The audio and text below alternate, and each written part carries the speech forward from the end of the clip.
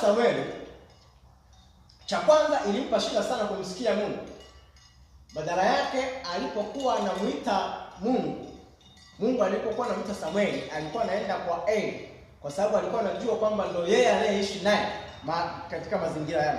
Kwa alikuwa ni mtu Eli alikuwa ni mtu pekee ambaye alikuwa anakaa na Samueli pale hekaluni. Kwa wakati Mungu anamuita Samueli ilikuwa ni haraka kwake sana kukimbia kwa Eli, kwa sababu alikuwa anajua kwamba mtu pekee ambaye ana uwezo kuniita ni Eli. Kwa hiyo hakuwa na ile wazo la kwamba ili sauti ni ya Mungu.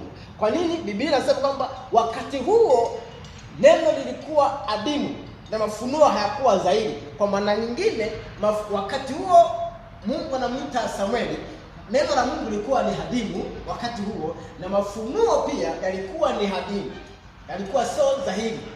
Bwana asifiwe sana. Na ndio maana Samueli ilimpa shida sana kuisikia sauti ya Mungu. Haleluya. Kwa sababu kwa nini? Moja kati ya kitu ambacho kilisababisha Samueli akimbilia kwa Eli kumwambia ni kwa sababu Mungu alikuwa hajajidhihirisha kwake. Alafu kingine, Samueli alikuwa hajalijua neno bado. Hajamjua Mungu bado, na neno la Mungu alikuwa halijafunuliwa kwa Samueli. Namba moja, Samueli, kilichosababisha Samueli asimsikie Mungu, namba moja, kwanza alikuwa mtoto. Pili, neno la Mungu lilikuwa adimu. Tatu, mafunuo yalikuwa sio zaidi wakati huo. Alafu nne, Samueli alikuwa hajamjua bado Mungu. Alafu tano, neno la Mungu lilikuwa halijafunuliwa kwa Samueli.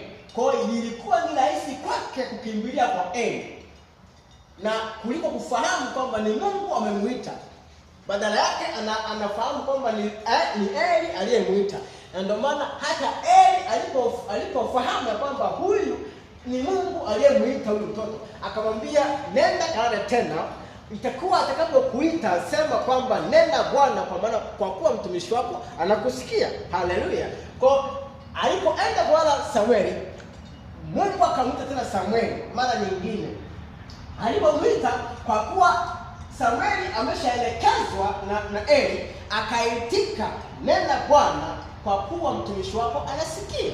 Ndipo hapo Mungu akaanza kuzungumza na Samueli, akaanza kumpa maelekezo Samueli vile ambavyo anataka afanye. Kwa kuna wakati mwingine Mungu anaanza kukuita, lakini kwa kuwa wewe bado hujamjua Mungu bado, na kwa kuwa wewe bado hujajua sauti ya Mungu bado, kwa hiyo inakulazimu ulipe gharama. Haleluya. Ili uweze kumsikia nani? Mungu vizuri. Bwana asifiwe sana. Kwa hiyo wakati mwingine Mungu anazungumza na wewe